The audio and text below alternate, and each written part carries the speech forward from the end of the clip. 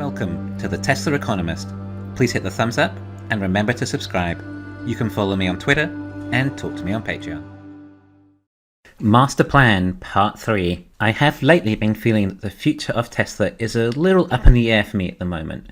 Things have changed with the company quite a lot, and Tesla is pivoting. I have no problem with that, as I believe Tesla and Elon know what they're doing, and I have faith in them. I would just like to know what it is. Even just going back to Battery Day, by now we expected a Model S Plaid Plus. Yeah, remember? Tesla were crazy enough to at one stage think they would bring out a Plaid Plus. I even put a deposit down on one. But now I'll have to settle for just a regular old Plaid. We also expected a Cybertruck by now, and probably a compact model reveal. Oh, and 100 gigawatt hours of 4680 batteries produced this year. These are some of the items I mentioned that are not going to plan, or simply no longer on the plan, at least for now. They've all taken a back seat, because instead, Tesla's demand was a lot greater than we thought. Of course, the battery production should be on track soon too. The best insight we've had so far about the potential Model Y demand is that it will be more popular than the Corolla. However, that was before another movement of people wanting electric cars.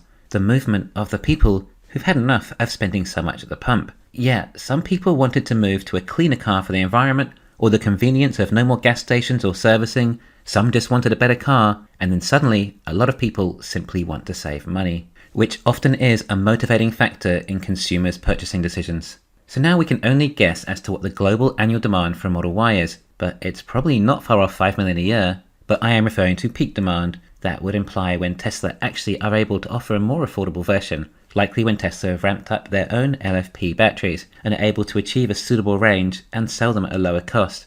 The demand won't stop there, as eventually there'll be the autonomous vehicle demand to come, supplemented with robotaxis, and Tesla could always advertise. Before you say Tesla never advertised, Elon has discussed it in the past. Alright, so now I'm looking for some new direction from Tesla. The next 2 years will be all about 4680 batteries. From there, the next thing we're waiting for is Tesla to announce their LFP batteries. FSD and robotaxis is just a sideshow. Without the batteries, they aren't the make or break of the company. Without Tesla finding a faster way of producing LFP and more energy dense, then the transition to a renewable, well, that's not possible. At least not through the way Tesla is planning. So what do we expect from this third iteration of the plan? I mean, we could just jump to AI, robotics, humanoids, etc., but I think we're expecting something on a more holistic level. Elon recently replied to one of my longtime listeners, and Elon is reiterating extreme size again. We are going to have to think big, to the extreme. If we look back to the Master Plan Part 2, then we have create stunning solar roofs with seamlessly integrated battery storage, expand the electric vehicle product line to address all major segments, develop self-driving capability that is 10 times safer than manual via massive fleet learning, enable your car to make money for you when you aren't using it. So we still aren't quite finished there, but we are getting through it. Now I think we are trying to get our heads around extreme size, and Elon even threw out a number the other day in Berlin, 300 terawatt hours. Now this was total, not a year. 300 terawatt hours of battery storage.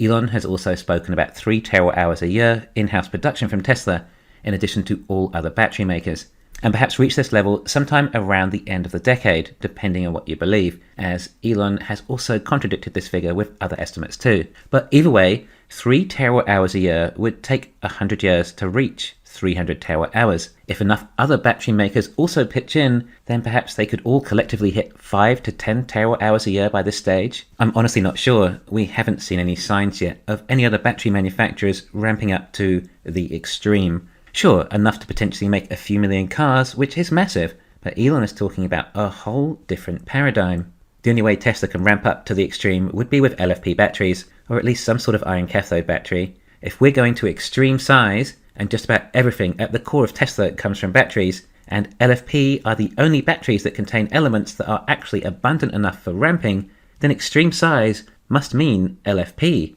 So perhaps this master plan may discuss further Tesla's diversified cathode approach, going from in-house nickel batteries to an addition of their own iron batteries.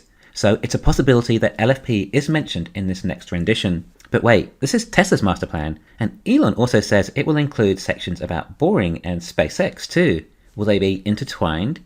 Will Elon talk about how boring and SpaceX will be somewhat integrated into Tesla's mission?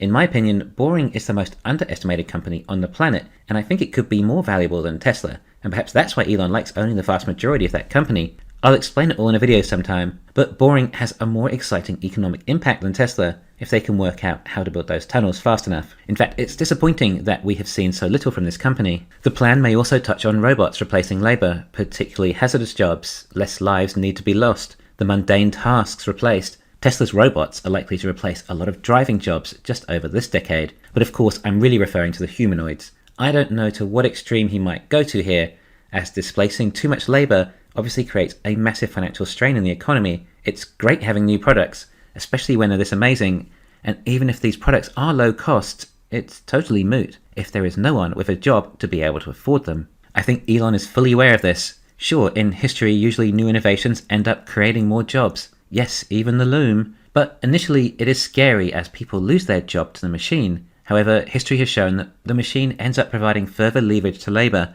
and suddenly is that much more efficient, and eventually improves our standard of living. However, it does require more skilled labour to operate said machines, whether it's a computer, a loom, or a robot, leaving the proletariat out on his own, replaced by the machine, unable to work. Said people need to educate themselves, which is tough, and can then create a large divide between the haves and the have-nots, and thus further eroding the middle class. However, Elon does talk about UBI often, and perhaps with UBI, these people are able to take their time to learn new skills to adapt in a new world, or if not, at least have a reasonable standard of living. I'm not saying I'm an advocate of UBI, at least the government's version, but I have in the past mentioned how I see what Elon's version may end up being. Oh, and perhaps now Elon is going to create his own social media platform with open source algorithm for everyone to see. Elon is a vocal free speech absolutist. I love this. I firmly believe in the freedom of speech too. But sure, I don't like hate speech, obviously, or disinformation, but I can't imagine this platform being a free-for-all for anyone to say anything. I'm sure there'd be consequences for such speech. There may instead be a meritocracy system, some way we can take truth as authority rather than authority as truth. Sure, we may think that the current algorithms are designed to keep out certain views, but we don't know what kind of agenda could be pushed. But I think this is taking quite a polarized view for most people. It's still interesting, and we don't know what Elon will come up with yet. Well, hopefully we hear about the third installment of the master plan soon. It would be great to get some new direction as to where this company is headed. My thoughts are mainly that we are going to hear a new path on how Tesla is to achieve this 300 terawatt-hour of battery storage. It's a lot to scale. This year really will be a telling year for Tesla. Once I can see enough evidence of what is going on, I will also likely adapt my investing strategy as a result, and will update you with my latest strategy. But it sounds like Tesla is going to be big, to the extreme. Thanks for listening. Please hit the thumbs up and subscribe. You can follow me on Twitter and talk to me on Patreon.